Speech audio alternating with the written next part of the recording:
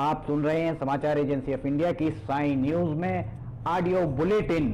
नमस्कार, आप सुन रहे हैं समाचार एजेंसी ऑफ इंडिया की साई न्यूज की समाचार श्रृंखला में मंगलवार 3 अगस्त का राष्ट्रीय ऑडियो बुलेटिन। मानसून के कारण देश के कई हिस्सों में लगातार बारिश हो रही है। लगातार हो रही बारिश की वजह से देश के पहाड़ी क्षेत्रों में भूस्खलन हो रहे हैं। एक बार फिर से हिमाचल के सिरमौर में भूस्खलन हुआ है। भूस्खलन के कारण हिमाचल के रेणुकाजी संगड़ाह हरिपुरधार मार्ग पर पहाड़ का मलबा आकर जमा हो गया। मलबा जमा होने के कारण यातायात भी बाधित हो गया। वहीं मध्य प्रदेश के शिवपुरी और श्योपुर जिले में भारी बारिश के कारण बाढ़ जैसी स्थिति उत्पन्न हो गई है और रेलवे ट्रैक पर पानी जमा हो गया है। पानी जमा होने के चलते जंगली क्षेत्र में सवारियों से भरी ट्रेन 15 घंटे से फंसी हुई है। हिमाचल के सिरमौर में मंगलवार सुबह भूस्खलन हुआ और पहाड़ का एक बड़ा सा मलबा सड़क पर आकर गिर गया।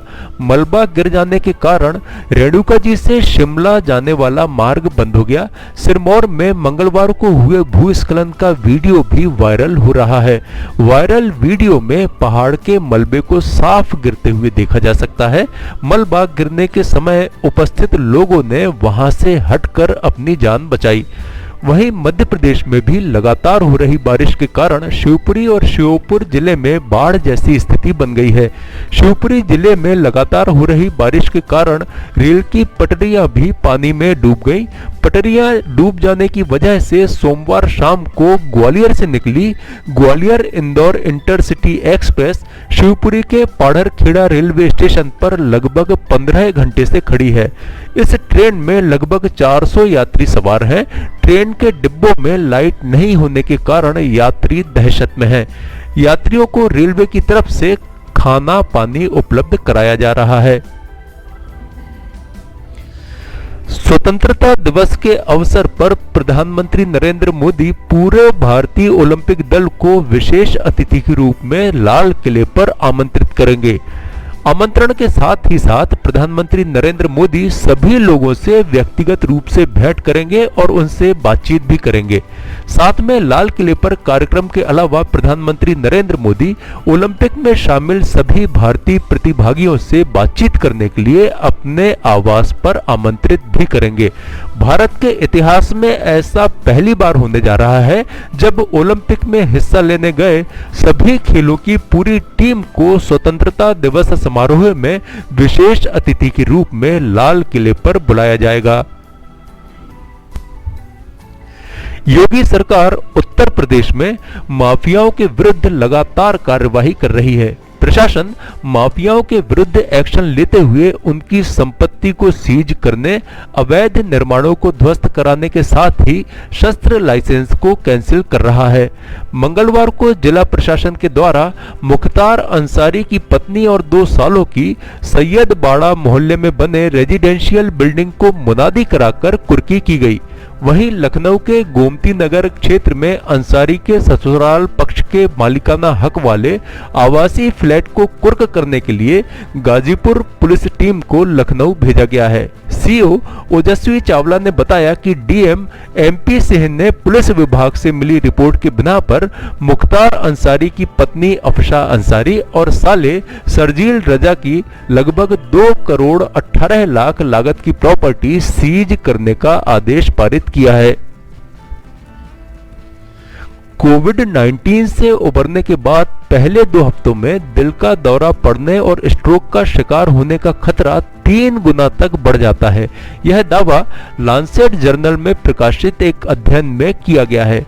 प्रकाशित अनुसंधान पत्र में यह दावा स्वीडन में 1 फरवरी से 14 सितंबर 2020 के बीच 86,742 कोविड-19 मरीजों और 3,48,481 सामान्य लोगों में एक्यूट मायोकार्डिनल इंफार्क्शन या दिल का दौरा पड़ने के खतरे का तुलनात्मक अध्ययन के आधार पर किया गया है।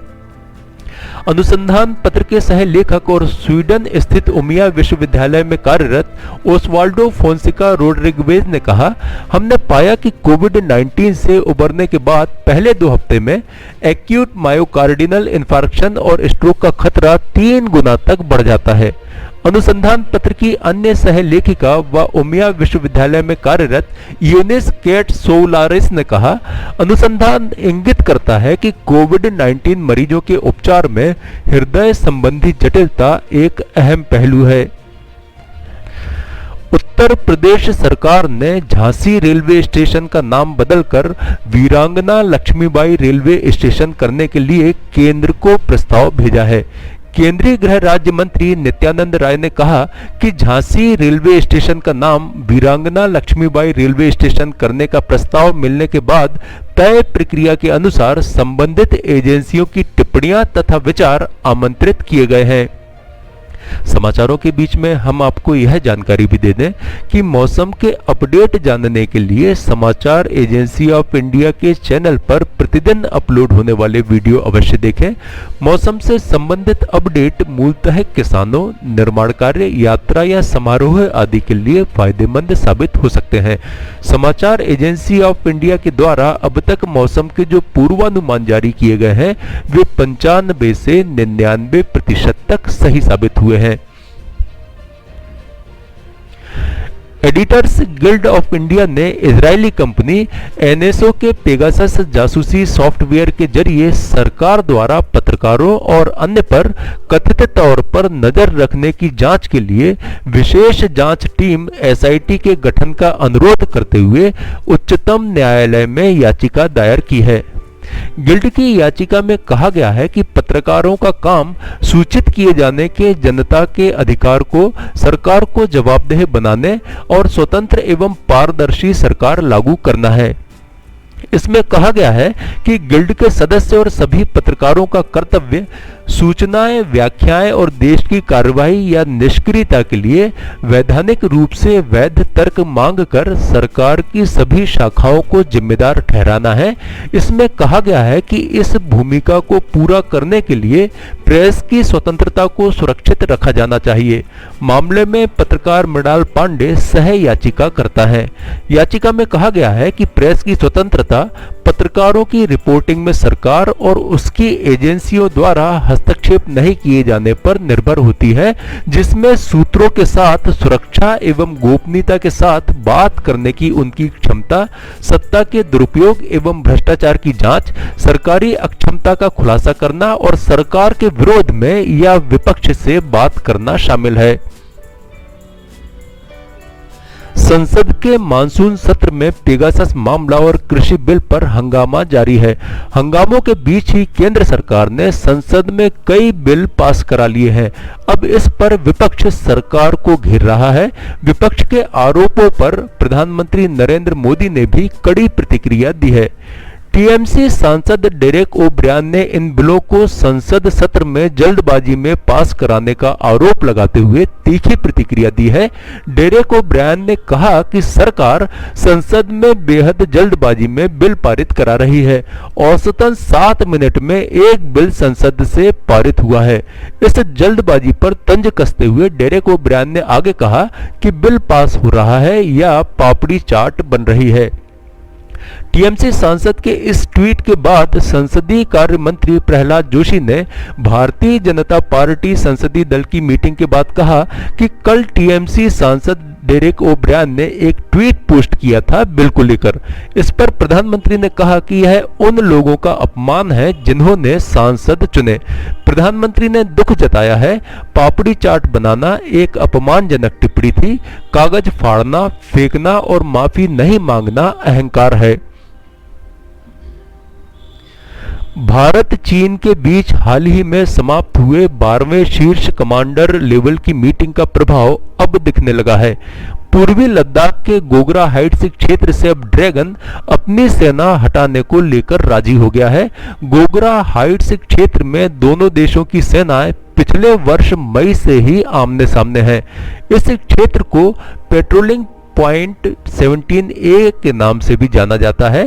पेगोंग लेक क्षेत्र से फरवरी में सेना हटाई गई थी और तब से ही गोगरा हाइट्स क्षेत्र से सेना हटाने का मामला लंबित था। अब कुछ मीडिया रिपोर्ट्स में सूत्रों के हवालों से बताया जा रहा है कि गोगरा हाइट्स को लेकर दोनों देशों की सेनाओं में सहमति बन गई है। दोनों देशों के बीच बनी इस सहमति पर कार्यवाही भी शीघ्र ही आरंभ हो सकती है। आप सुन रहे थे समाचार एजेंसी ऑफ इंडिया की साई न्यूज की समाचार श्रृंखला में शरद खरे से मंगलवार 3 अगस्त का राष्ट्रीय ऑडियो बुलेटिन। बुधवार 4 अगस्त को एक बार फिर हम ऑडियो बुलेटिन लेकर उपस्थित होंगे। आपको ये ऑडियो बुलेटिन यदि पसंद आ रहे हो तो आप इन्हें लाइक, शेयर और सब्सक्राइब अवश्य करें। अभी आपसे अनुमति लेते हैं। नमस्कार।